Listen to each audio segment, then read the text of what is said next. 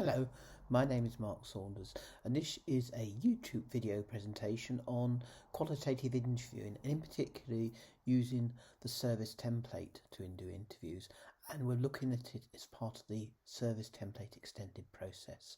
This is one of a series of YouTube videos on my YouTube channel Mark Saunders on Research Methods, and you can see the link on the bottom left hand corner of each slide.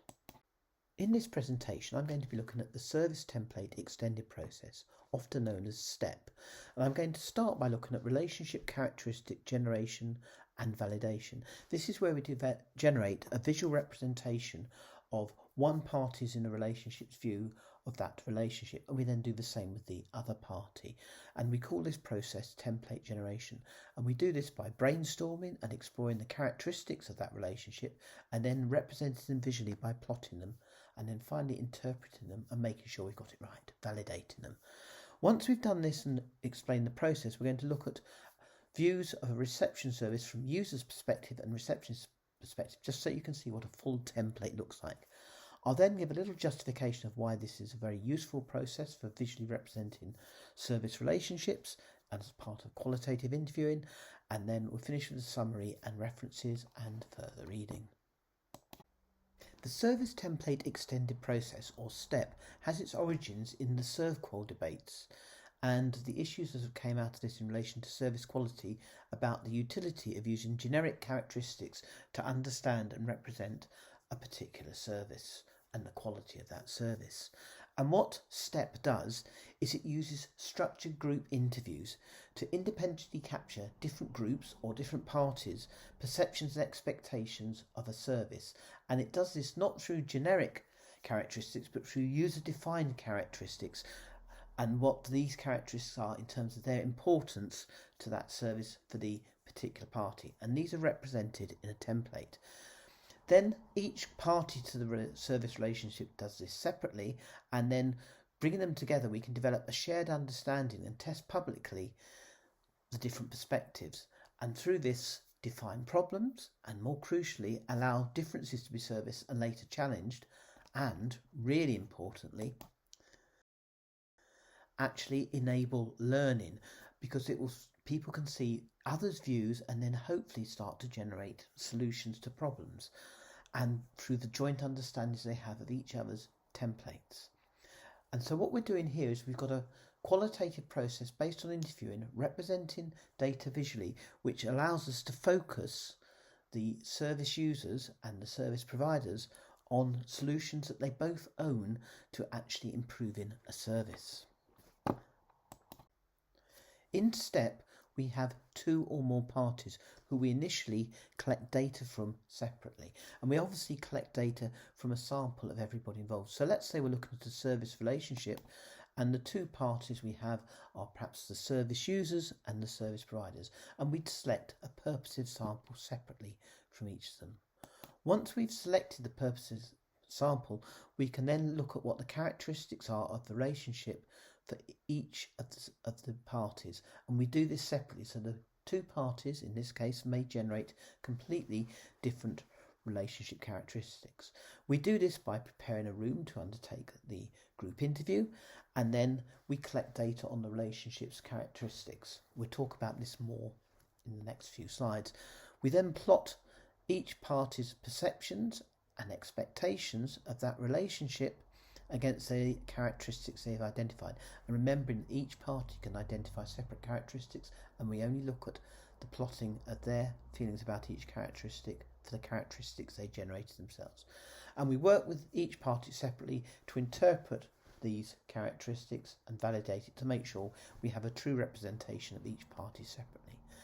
The third phase of the STEP is to bring the two parties together so that they can explore and learn from each other on the characteristics of the relationship, and then hopefully generate an agenda to actually improve the relationship situation.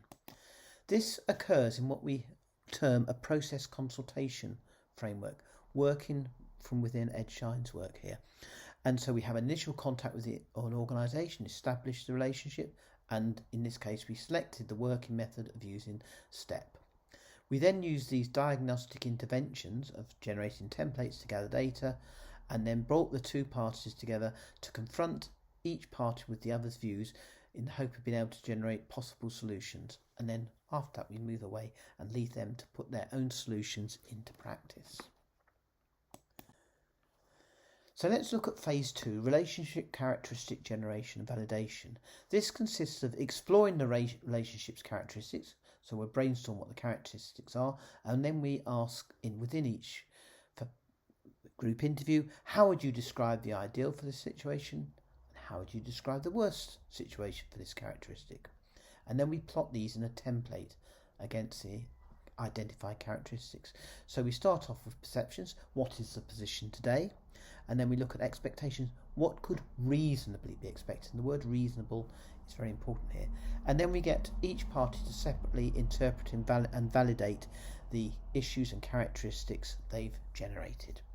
And we do this by actually getting them to talk them through and then say which are the most important. The way we found works well on this is to say you have 100 points to divide between your characteristics. You can give a characteristic 0 if you don't think it's particularly important, but other than that you can't give any characteristic less than 10 points. So let's look at exploring the relationship characteristics, and here we're going to look at the relationship between a supermarket checkout operative and a customer. And so we say let's brainstorm the relationship between a supermarket checkout operative and a customer, and in doing the brainstorm, one of the characteristics that make up is speed of service, another might be operative attitude, and so on. And then once we've got our list of characteristics which the participants are happy with, we would say, how do you describe the ideal for speed of service? And they might say immediate. And then how do you describe the worst situation for speed of service? And they might say 5 trolleys ahead, and we all know what 5 trolleys ahead is like in the supermarket. The next stage is to actually plot these on a template, and we can see the template above in the little picture, but let's see how it actually starts to come off. So we have the characteristic down the left hand side, and then we have an ideal through to worst case, and we can score it at 1 out of 10. And then for speed of service, the ideal is immediate, and the worst case, as we saw, was 5 trolleys ahead. And so we start off by saying, what do you think the position is today? So, and the perception from this group is between a 4 and a 3, so it's towards the end of 5 trolleys ahead. And then we ask what could reasonably be expected, and they'd expect something which was closer to being immediate. And then once we've got all the characteristics down there, we've plotted them all, we actually say, weight those characteristics that you think are important. In this case, the characteristic speed of service has been given 20 points out of 100. So let's have a look at how this might work. And here we have a template which has been created of users' views of a reception service in an organisation. So we have the characteristics they've created down the left-hand side. You can pause the video if you want to read these through in more detail, but you can just see them there. Then we have what's the ideal. Then we have the points going across and the worst case. And then we have the perception of what it's like now for location. Is it welcome, efficient, or cluttered and disorganised? So there's quite a wide variety in users' views here, as we can see by the length of the bar. But what could reasonably be expected is for a reception service to be welcome and efficient. If we look at the environment, in this case environment noise, it echoes, and that's far down to the worst end, and it should be much more soft and absorbent. When we look at the temperature, it's cold and drafty, where it should be much more comfortable. So we can see quite a few problems coming through here. And then we can see how the template builds up for each of the characteristics. And you can see in some cases there's quite a variety. So for example, we look free up to the bottom, location. Is it tucked away or is it prominent obvious? Some people thought it was well tucked away. Now other people weren't certain, but there was a strong agreement that it should be more prominent and obvious than it actually was. So that's the user's view of the reception service. This next slide, if we now look at the receptionist view of the service, we can see they show very similar issues. We see the conflict that comes from them having to operate the switchboard for the company whilst also providing a face-to-face service. And for receptionists, this is apparent in their characteristic, which is in yellow there, quality time with users, all your attention versus progressive time. And their perception is it's not as good as they hoped it would be, but they don't feel it's too bad. Yet if we were to flick back to the users template, which you can do by just rewinding the video slightly, you will see that they were actually looking at the receptionists and saying for those when they were on the switchboard, it was poor and not available when users trying to get switchboard, and also when they were actually trying to see a receptionist at the counter, there were long queues. And so different ways of expressing the same thing, but you can start to see how a template actually enables people to see how others perceive them, but also work to discuss what the issues are and then hopefully afterwards generate a solution. So do switch back and forth between these two templates and look for similarities and differences. If we now look towards why should we be using STEP, why should we be generating service templates? As researchers, we're unlikely to understand problem situations as well as those who are actually involved in every day. The receptionists and their users understood that receptionist service much, much better than we did as researchers. But as researchers, we could work with the parties, the receptionists and the users, and understand what they were saying, but also enable their learning of each other's perspectives. And because they better understood each other, we could help facilitate solutions or improvements that both parties could own. In effect, what we're doing here is process consultation as developed by Edgar Schein, and it allows groups of people to come together to learn about the situation and, where necessary, develop appropriate improvements for themselves. So we're working between and with rather than on and for. So we're working with people and they're developing solutions between them rather than us as researchers working for people and collecting data on them. So we have action learning occurring and it's within an engaged scholarship paradigm. So in summary, STEP captures perceptions and expectations independently from all parties involved and enables a clear understanding to develop which is common between the parties. It allows the parties to test their thoughts publicly, and where they appear to have got it wrong with the other party, this disconfirmation allows norms and values to be challenged. So what we're doing is surfacing values and underlying assumptions, and the joint discussions that happen both within each party and subsequently between the parties help the identification and modifications to the problem or issue.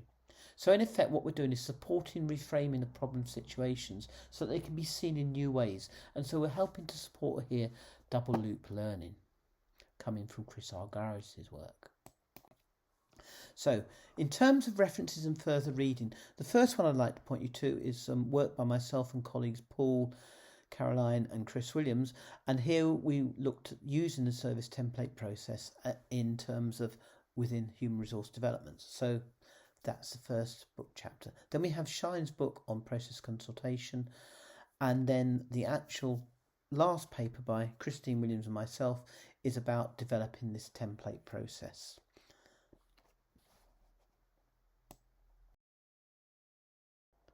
I hope you found this YouTube video presentation useful, and I'd be really grateful if you'd subscribe to my channel, Mark Saunders on Research Methods, and also told your friends and colleagues about the channel as well.